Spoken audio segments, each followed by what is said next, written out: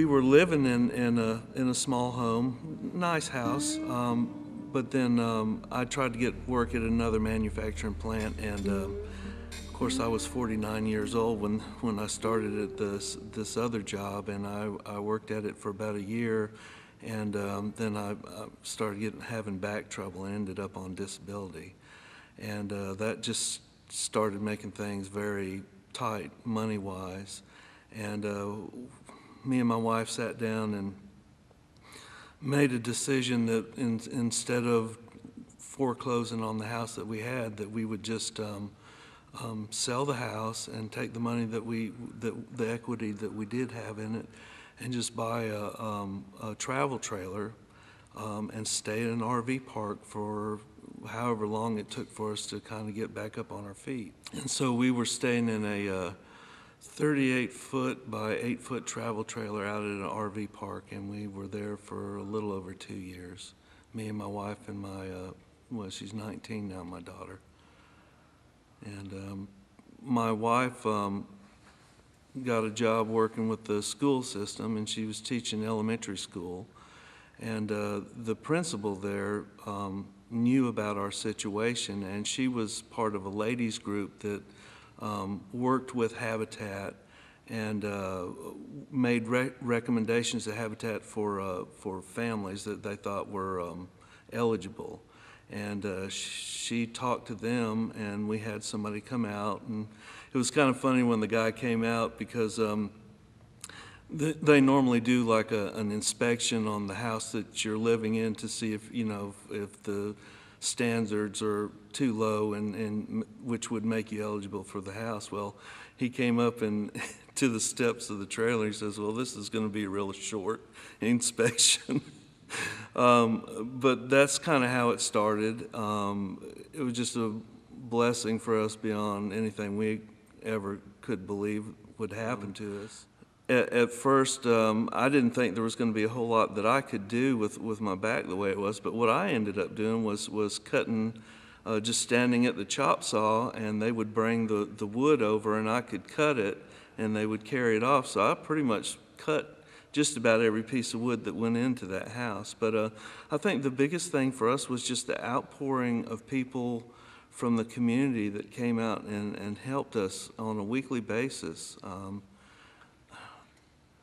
I remember telling a friend of mine that I never thought that God could bless you so much that it was almost painful, because it's like, Lord, I just don't know if I can handle any more love and blessings than what you're giving us at the time. And it was just amazing to us how that turned out. Their church was tremendously supportive in helping build the house.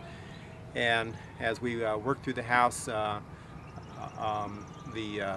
sense of community building the house was extraordinary.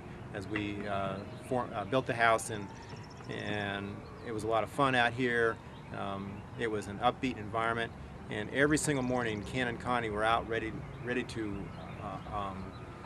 build. They had coffee going.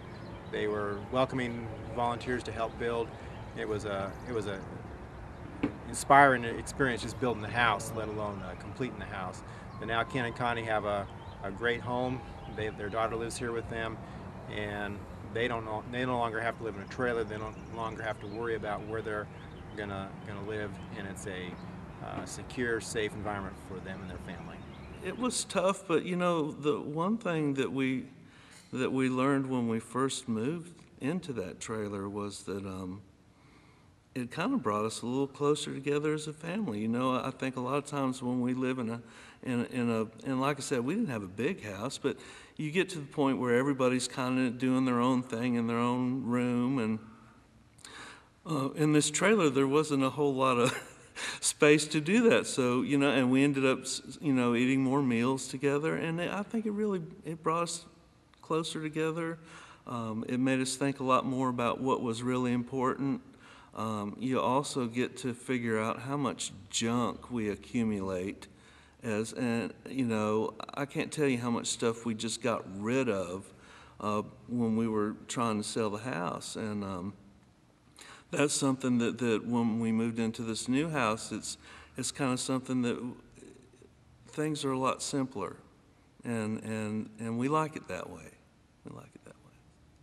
I've never seen a situation where people from so many different walks of life come together for a common purpose and just have a really good time doing it too.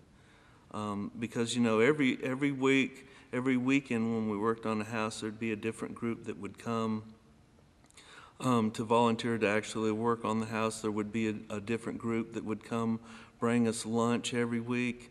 And like when we had the wall raising ceremony and then the dedication, just floods of people just to come, people we never knew.